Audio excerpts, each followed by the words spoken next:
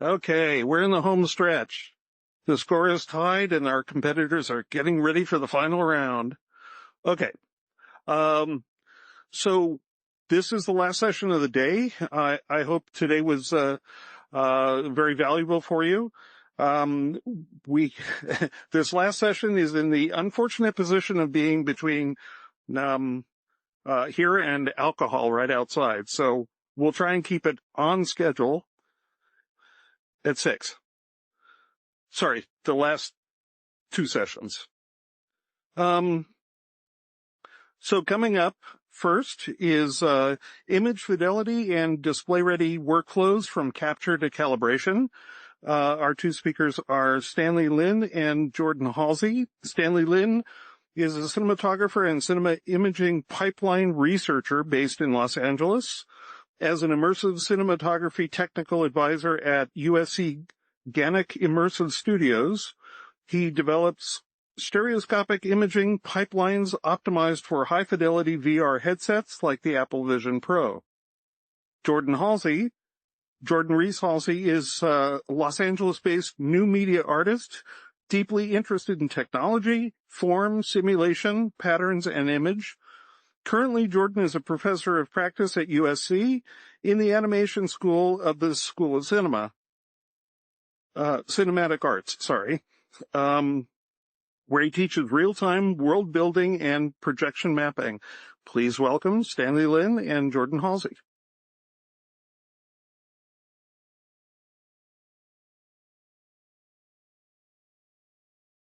Thank you, Mark.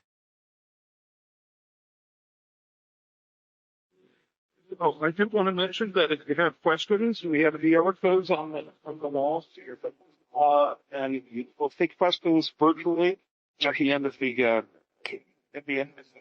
Is the mics are working okay? Everything? Cool. Clear.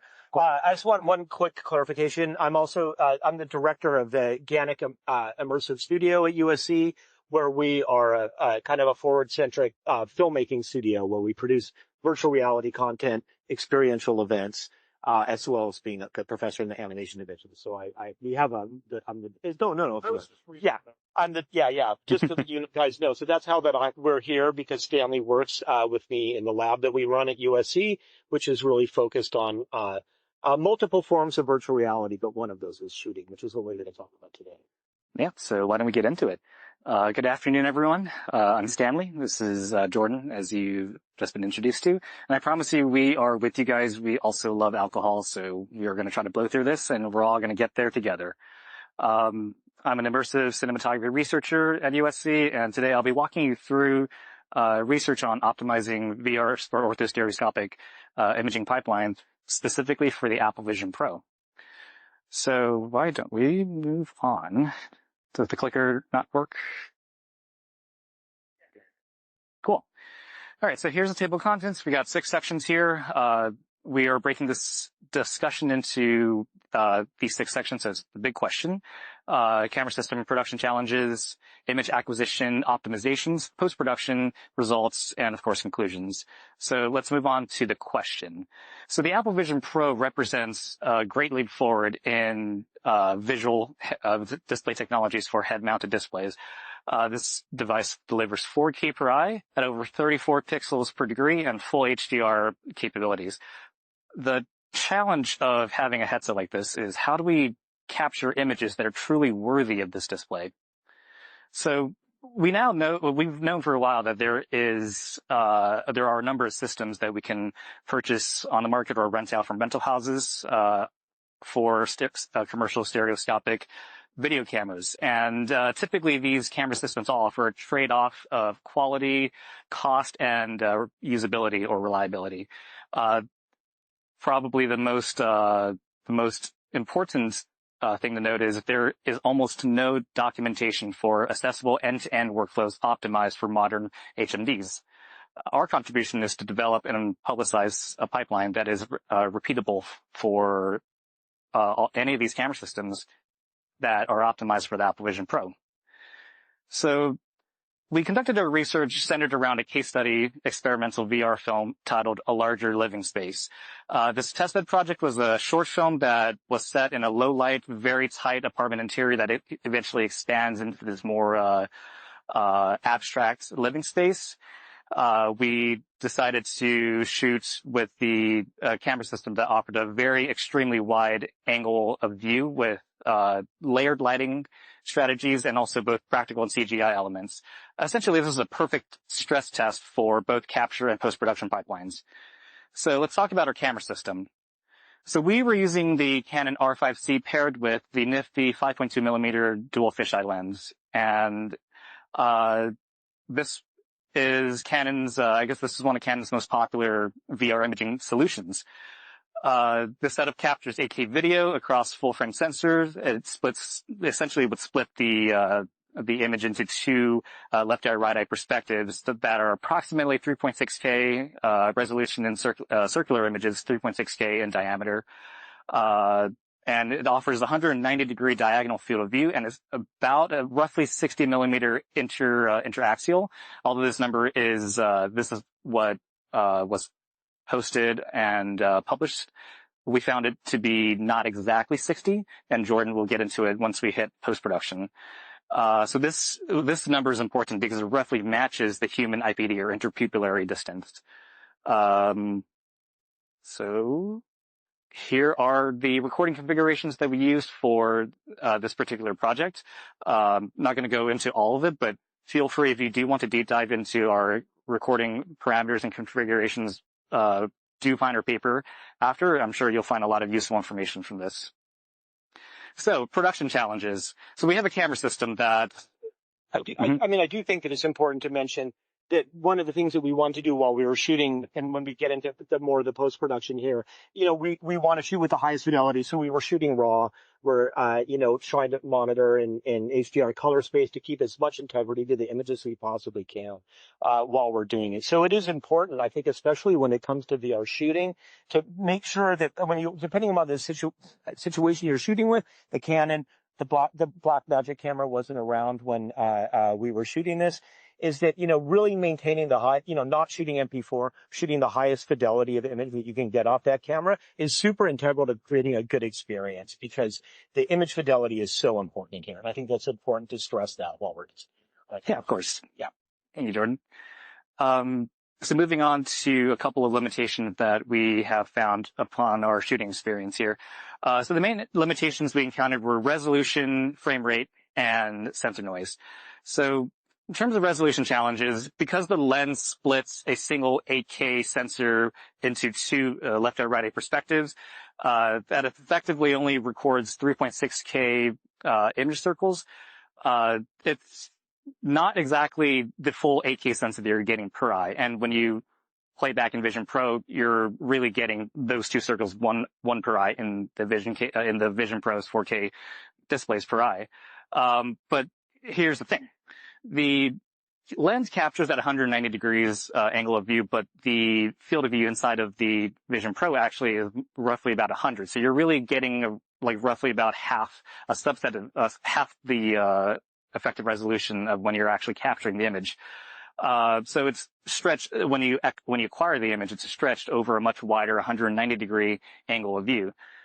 So frame rate was another issue. Traditionally, 24p is it's a cinematic frame rate that looks beautiful on traditional monoscopic and 2D display mediums, but in VR, this actually creates a lot of motion judder and may cause something called simulator sickness in VR, where the audience who's actually viewing in headset would be they would not be passively looking at what information is being presented to them, the media that's being presented to them in the headset, but they'd actually be using, they would have an increased cognitive load where they try to predict the motion of the objects inside that VR space. So that causes a little bit of confusion and nausea sometimes. So therefore we standardized our shooting at 60p, which is at full 8K resolution, which is the highest frame rate that is offered with the Canon R5C's 12-bit Cinema Raw Light codec. This was to combat that frame judder and the motion sickness that we talked about.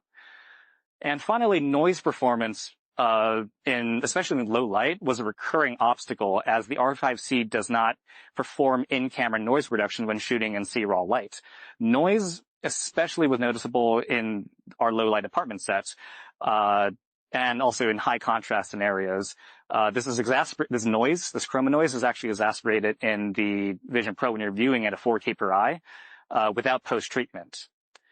So, going into a little bit about the optical characteristics of this lens, what we found, the lens does provide after you post-process, it does actually provide you an orthographic projection that looks quite natural. IPD around 60 millimeters does give you that natural human perspective, all of which help create the sense of realism in headset. The images from this lens, when remapped, gives actually very minimal geographic distortion depending on how you remap it. There is a Canon software that is available, a license in which you can get on top of, or you can pay up for on top of the camera that you got, but it's not exactly the highest quality remapping that we've seen. So we've had to develop our own remap pipeline. So, in terms of how wide this lens is, this actually complicated a lot of things on set, which includes framing and lighting. In terms of the optical performance of the lens by itself, the sharpness of it, we found that to be quite soft. When shooting wide open in f2.8, we saw significant reduced sharpness and resolving power, especially when viewing footage in headset again. So while you could be viewing this at a monoscopic, a flat computer monitor or like your phone, it will look fine, but when you actually put on a headset, it looks very, very soft. So what about the image acquisition optimizations that we've made? So exposure and noise mitigation strategies was probably one of the biggest hurdles that we had to jump over during principal photography. And just a quick reminder, these were our recording parameters. So we were using C-RAW light. We're shooting at full frame 8K. Our ISO was 3200 with the base ISO of also 32, courtesy of the camera's dual base ISO sensor. We selected to use C-Log 3, and we were shooting at 60 frames per second. So we found that consistently overexposing about one stop, which is generally what Canon USC recommends in their user manuals for these C-series cinema cameras, generally helped reduce noise, but it wasn't perfect. It helped prime the footage that we got to a point where we could bring it into post and get very, very impressive results, which you will see later on. It helps retain shadow detail. It suppresses noise while protecting highlights. And we standardized our aperture at f5.6, metered for f8, which struck a really nice balance between sharpness and light transmission from the environment, from the set to the actual sensor. In terms of optimizing optical performance of the lens, this was another consideration that we had. To strike a balance, again, we decided to shoot 5.6 instead of 2.8, while in a perfect scenario, if the lens had better resolving power in 2.8, we very well could have shot 2.8, but we decided we were sacrificing too much on sharpness. The lighting and framing get really interesting when shooting at this extreme wide angle view. Lighting for a 190-degree lens is a unique challenge. You might even say it could be a nightmare for DPs that are really used to walking lights up to subjects. And this is because fixtures placed in a traditional fashion in traditional emplacements were almost always visible in frame, and that ruins the integrity of your frame or your shot. So some solutions to this can involve moving fixtures further away from the set or from the subjects, or use smaller fixtures that are more easily hidden in your production design. But all of these solutions actually reduce the amount of light available to you when you're actually shooting the scene. And knowing that we're using a camera that has a pretty noisy sensor, that wasn't really going to fly. So what we actually ended up doing was, yes, we started using smaller, high output, high quality, like micro LED lights. We also decided to use a hybrid CGI lighting approach in which we built a set without a ceiling. We used an overhead lighting grid, and we strategically placed soft and hard sources to mimic house lights, in which Jordan will go over in the post-production section. So this is the hybrid lighting strategy that I just mentioned. We embedded practicals into, so for example, we would rig magnetic plates on the walls. We would use lamps and other set pieces as motivations for light sources. But also the stage that we were using had a very convenient grid in which we were just able to rig up space lights and spots, and also some rags for us to actually get some diffused lighting into the scene. So this layered lighting approach allowed us to achieve both narrative contrast and immersive realism while keeping noise under control. For reference, here's a lighting diagram that details all of our fixtures, rags, and practicals that we used for one of the scenes in a larger living space. And another thing is our physical set was built without a ceiling, so overhead lights were extremely easy to rig, easy to kind of readjust. So that definitely helped out with the production efficiency on set. So yes, let's move on. And here's a more close-up look on some of the practicals and some of the mini LEDs that we used. Something that we really enjoyed using was actually the Aperture B7Cs, which are these mini LED bulbs with an Edison socket. So you can just kind of screw that into sconces or floor lamps, tableside lamps and stuff like that.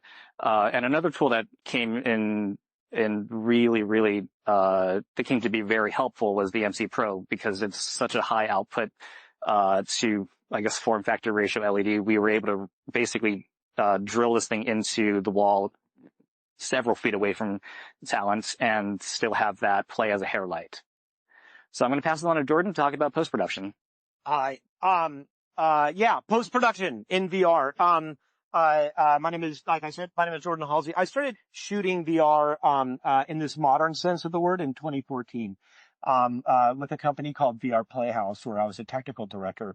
My primary background is, in 3D modeling, in animation, and working as a technical director, for various companies throughout the years, and have a lot of background dealing with large format and multi-format cameras. And, basically, like in 2018, kind of stopped shooting VR and went back to doing more real-time stuff, with VR rather than shot stuff.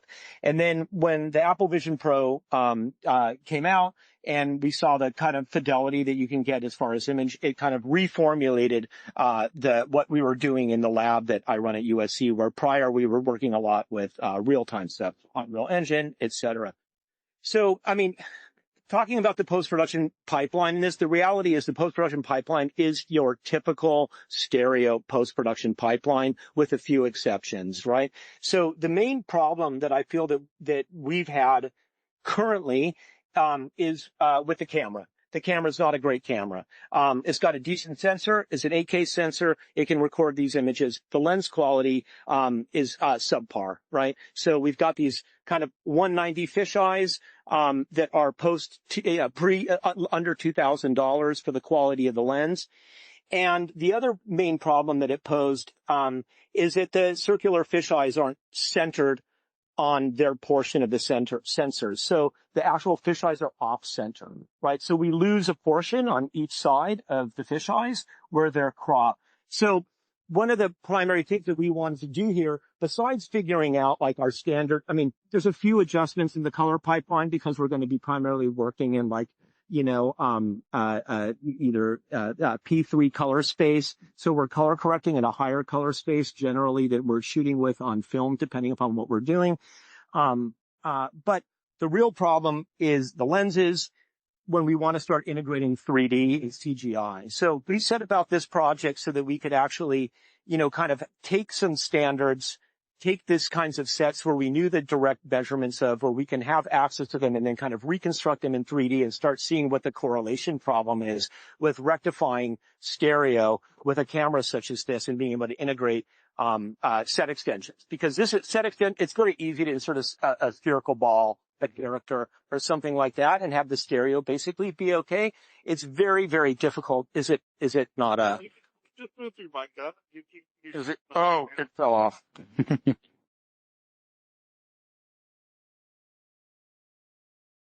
Is that better? When it came to actually inserting set extensions where we needed to have really accurate stereo, this became a huge, huge problem for us. So basically what we ended up having to do is we ended up having to understand the camera a little bit better. And like what he was saying, the first thing that we discovered is that the Canon software that correlates the stereo for us is really, really super subpar. And we ended up relying more on Mystica pipeline for this, which is great. Mystica works great. We're able to get our horizontal stereo aligned really, really well. But what we're not able to get is a really solid lens profile of the camera, so that when we want to start integrating it, we use Houdini in our shop, or in our lab. So when we really want to start integrating that stuff so that we can get proper stereo, because it is clearly evident very quickly it goes really bad.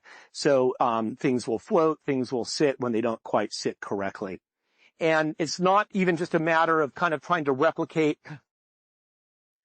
the IPD, with creating stereo cameras, this is all very straightforward to do in 3D. The real problem comes in really understanding the quality of this lens. It's not great. The manufacturing of it isn't great. So what we ended up doing, is we ended up basically having a lot of technical shoots where we basically shoot lens grids. We used, photogrammetry by capturing the location with reality capture, where we used, like a Leica distro, in order to actually get specific set measurements. And then we kind of did a bunch of shooting, and then we used 3D equalizer to kind of track in these things so that we could figure out really how are these things offset from the center of the sensor. Because even in Mystica, as an example, you'll bring up your fisheyes and basically it gives you this circle where you can kind of approximate, dragging the circle over what you think is the correct portion of the fisheye. And even the smallest amounts of errors in this thing causes giant disparities once you're unwrapping it, putting it into equirectangular, and getting it into the headset. So, unfortunately, because it's the camera that we were shooting with, we had to go through this. Some of these problems are being solved in more modern ways with modern cameras. So like with the Blackmagic camera, all the lens profile information is stored as metadata in the camera. And this enables a much, much better interaction, right? So these were the problems that we had to confront with stereo, right? Then the rest of the stuff as far as CGI goes, right? So we're working with an ASIS workflow. We're matching our color space. We're comping in Nuke, primarily, and working like really that way. The other thing, like Stanley brought up in the post-production pipeline that we've got to bring into now is really serious denoising and then up-resing, right? So, we went down to Apple, and we had a day down there where we were trained on the Blackmagic camera. And one of the things that comes up, right, is this idea of like what he was saying is how much space are you viewing when it comes to this pixel resolution and what you can see with your eyes. We couldn't even get a direct true answer from Apple, like when we brought this up, in the sense of, okay, well, how much resolution can we actually throw at this thing that it'll make sense? They basically said, we can't tell you that. We don't actually have an exact answer for this. So, but the 4370 that you're basically outputting to is not anywhere clear enough, right? So we had to, go through, we had to go through and testing a denoising process. Number one, obviously there's all these denoising tools out there. There's Neat Video, Topaz. Topaz is also great for up-resing. There's some new tools that are coming out for this kind of stuff that are going to be really, really helpful. So, where you kind of perform this in the pipeline too, right? Do you take the shot plate? Do you up-res? Do you add the CG and low-res and then do the up-resing after that? We really found that like doing a denoising process on the 4K resolution, right? Integrating the CGI, matching it as close as you possibly can with grain, and then putting it into whatever you're going to use for up-resing to be able to get a clear image. Like the same thing that Stanley said, overexposing, right? So that we can pull down our blacks. Really, really, really super helpful in the production of this kind of stuff. I think that in this post-production pipeline, is going to be changing and being more automated as we move forward with more advanced cameras. More of the metadata is going to be encoding on the camera, so less of this, having to go through and do this kind of technical profiling of these lenses. And hopefully we'll start seeing some better quality lenses as well. All of these things are very important, though, when it comes into being able to when you want to have a full pipeline creation where you're integrating CGI into this. It's just having that lens profile information is so important. Unfortunately, too, we've also found that we have two Canons, right? So testing with both of them, you have to test each camera, right? Very clearly, they're not going to be the same by any stretch of the imagination. And the smallest amount of being off on where the center of that fisheye really makes it hard to match with the stereo. So those are the kind of challenges that we faced, and really, dealing with the high, all the other things are kind of normal, right? Huge file sizes, raw data, terabytes of information, super slow editing. So the faster drives that you have, the better the, situation that you have. Mystica, great input for, dealing with, fisheye stereos like this. Fantastic program that solves a lot of the problems with the Canon. So the Canon software had no way of really correlating the horizontal, stereo correctly and lining it up. Then the AI upresing, various tools for that. There's new libraries that are coming out all the time. Machine vision stuff for image examination and stuff like that. And then, your regular final color pipeline, which in this case is usually P3 and then going out to Rec 709 2020 or something like that with, Apple. So I think that's like, we're down 23 minutes. We've got 7 minutes left. And if there's any questions, did anybody ask any questions? Do we know? We have one. The image in the Apple Vision Pro was fixed and not floating. Is that correct? Is what? Fixed and not floating. What do you mean by the image is fixed and non-floating? Meaning the image, so when you give the app, when you put it to the Apple Vision Pro, they've done a few things as far as the image. So the image is a square image, is equirectangular, right? You're doing with stereo side by side. When you, get it ready for the Apple Vision Pro, they have done a very interesting thing with how they're dealing with compression. So they are dealing with their compression with the left and right eye. So they collapse the left and right eye into one square frame that when you view and you, in the headset, it'll make those left-right eye stereo adjustments for you.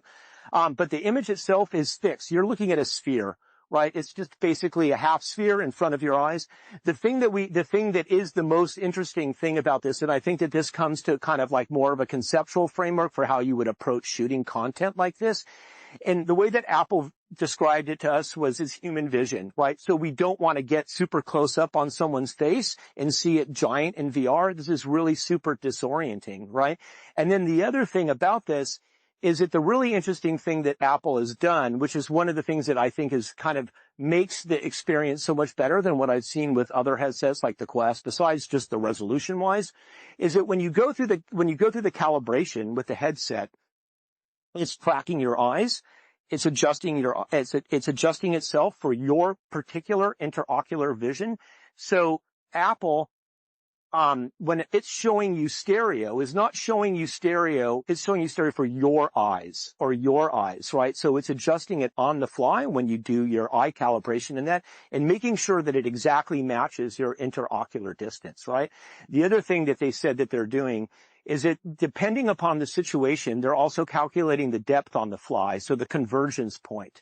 Right? So to make it appear the most comfortable for you at all times, right? Yeah, so I do have something else to add too. Yeah. So the reason why we're saying, or why Apple says it's like human vision when you frame up, when you're doing cinematography for VR, it's like human vision. That only really applies to orthostereoscopic imaging systems like the Ursa Immersive, or like in this case, the Canon, where you do have that 180-degree field of view. It's extremely hard to frame while you're looking at a monitor. So what you would usually end up doing is you'd put your head where you want the frame to be, the height and the angle and orientation of the camera, and you would just then place the camera right there. Yeah, I mean, camera placement is it's a learning curve, right? I mean, when we started, I started shooting 360 stuff. I worked with Google on Google Jump. I worked with the Foundry on helping create some of the tools for Cara VR. And like 360, it's completely different than 180, right? Because you have the stitching process where's the convergence. You have less control and more control over one time, but the stereo's fake, right? I mean, it's an interpolated stereo where, meaning that you're stitching images together. It's not very accurate when it get to those stitching lines. We're using optical flow to figure out spatial relationships. They actually, when we were working with Google Jump, we did some tracking tests where we would notice that a door, like where you would see it, you would never even notice it, but it would creep like 3 or 4 feet in the footage over time when things cross the stitching line. So this format, we don't have to deal with any of that. It's fantastic for creating videos, and for immersive filmmakers, it really allows us so much more freedom than we've ever had, like with 360 or things along those lines, right? Because you have a result slide. Yeah. Too, Yeah. You want to, yeah, I can throw it up. Yeah. Yeah, you can see there too. If you go back, so there you can see the photogrammetry alignment we're doing. Yeah, so you can see here, I mean, this is basically an approximation of how off the center of the fisheyes are from the sensor, right? So they are not square sitting on the sensor at all, right? And you can go to the next one, Stanley. Yeah. So, and then you could just see some like testing there. Color space examinations of looking right. So, coming in here with the original footage, and then once we're getting it graded and putting it in the right color space, expanding it with DaVinci Wide Gamut, right? And then putting it back down in the Rec 709, color space transform. So you can see here, this is one of the test shoots that we did for profiling the lens, right? So this is a correlation of the photogrammetry with the actual shot plate once it's been undistorted. Right? And this is after going through the calibrations, and you can see it's really, really pretty accurate. But even still, like around the edges, when you get to the fisheye, this becomes really, really hard. I mean, that information is so fuzzy and diffracted on the edges of there that information is almost really useless, which you do kind of pull it in, with some masking when you do it, so you don't really have a true 180. So you can see here in Houdini, this is us matching and figuring out the stereo match, basically, as to how we would correlate it to make sure that it fits correctly so that we can get a lens profile correct. Once you've figured out, by the way, for one camera, unless you do something, which they do have one thing in the camera I want to mention, which is very frustrating, that makes this almost an impossible problem. They have these little screws in the lenses that like do something with the focus. So you actually have to focus these lenses. Yeah, there's basically like a primary helicoid that carries both optical groups, and then one of the optical groups breaks off, and you have to use like a 5mm Allen key to like adjust that further. So it was kind of a learning curve. And like, can you keep that consistent forever? So a huge issue with the camera that we won't have to deal with anymore. So just showing some of the backplates, some of our comping pipeline that we're building. So basically looking at the raw footage there, and then the AI denoise. It does a great job. I mean, it really does. The improvement in the image quality when you're in the headset is extremely tangible. It's much harder to see on your monitor sometimes, but it gets magnified so much when you're in the headset, when you see the difference between the crackling noise and the resolution. It just really makes a huge difference. Yep. And this is the final delivery slide that I was talking about. This is with everything composed, like basically composited into the scene. This particular single eye perspective frame is the grand culmination of our pipeline. Right. And so, we're still finishing this up. We did like, I think it's 30. Well, we have we have hundreds of shots, but it's like 25 different camera placements. Each one having to be aligned correctly. So we just built a model. We knew how big all the sets were. And so we were just able to, correlate, obviously, like Stanley was saying, how we would match the light positions to the positions that were on the stage, so that we could replicate the lighting workflow as much as possible. So, yeah. That's it. Yeah. Half hour. We did it.